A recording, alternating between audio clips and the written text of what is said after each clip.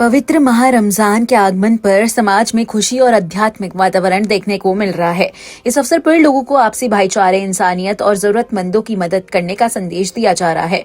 इस्लाम धर्म में रमजान का महीना बेहद मुकद्दस माना जाता है, जिसमें रोजा, इबादत, सब्र और दान का विशेष महत्व बताया गया है।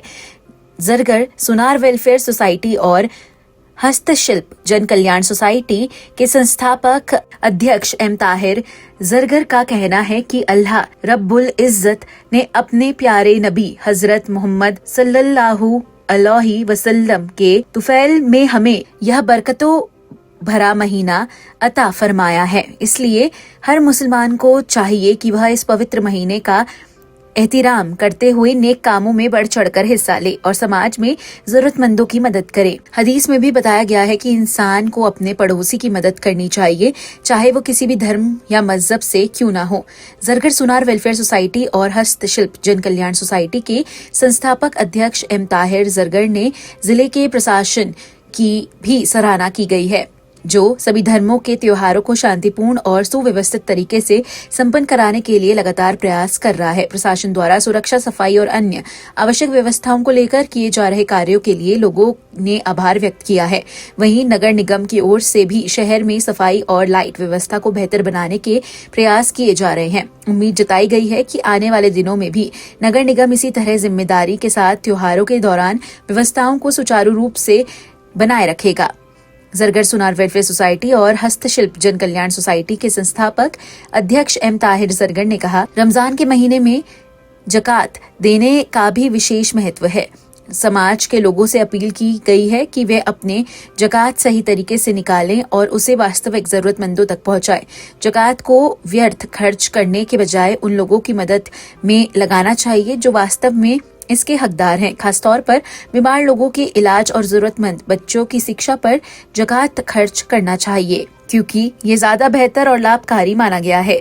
अंत में जरगर सुनार वेलफेयर सोसाइटी और हस्तशिल्प जन कल्याण सोसाइटी के संस्थापक अध्यक्ष एम ताहिर जरगर ने सभी लोगों को रमजान मुबारक की दिली मुबारकबाद दी। साथ ही उम्मीद जताई गई कि अल्लाह ने जिस तरह इंसानों को दुनिया में अमन, भाईचारे और इंसानियत के साथ रहने का हुक्म दिया है, हम सभी उसी राह पर चलने की कोशिश करेंगे।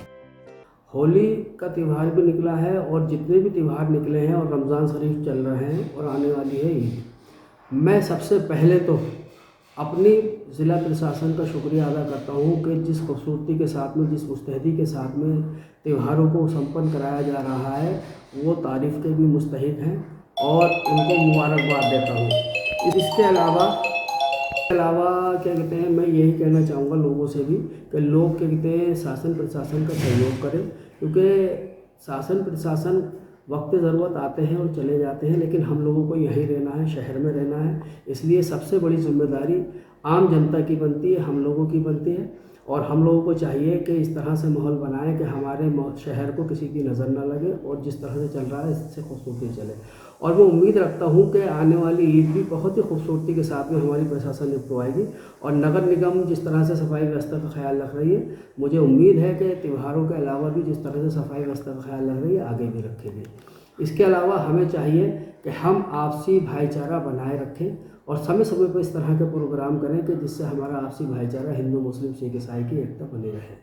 अच्छा, दूसरा असरा चल रहा है, तीसरा असरा आने वाला है, तो उसमें क्या रमज़ानों की जहाँ तक बात रही, रमज़ान तो हमारे लिए बरकतों का महीना है और खुदा का, अल्लाह का हमारी तरफ इनाम है।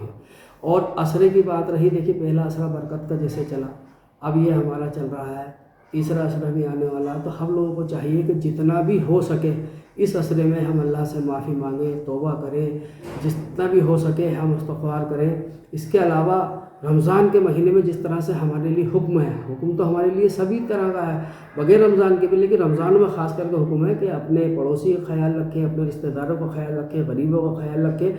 और जिस तरह से हमारे मज़हब के अंदर ज़कात का मसला है साहिब निसाब पे, तो मैं यही कहना चाहूँगा कि सही पूरी ज़कात निकालें। और ऐसा नहीं है कि ज़कात रमज़ानों में बहाएँ, रमज़ानों में ना बहाएँ, मुस्तहिक को दें, देख के दें। आप क्या कहते हैं ज़कात को पूरी तरीके से निकाल के रखें। उसको अगर रमज़ानों में आप सही मुस्तहिक को पहुँच सकते हो उसको दे दें, अगर नहीं पहुँच सकती है तो आप ईद के बाद भी दे सकते हैं, लेकिन ज़कात ज़रूर निकालें। अगर हम सही तरीके से सही ज़कात निकालेंगे तो इंशाअल्लाह आने वाले वक्त में हमारे वहाँ किसी तरह की कोई परेशानी नहीं होगी।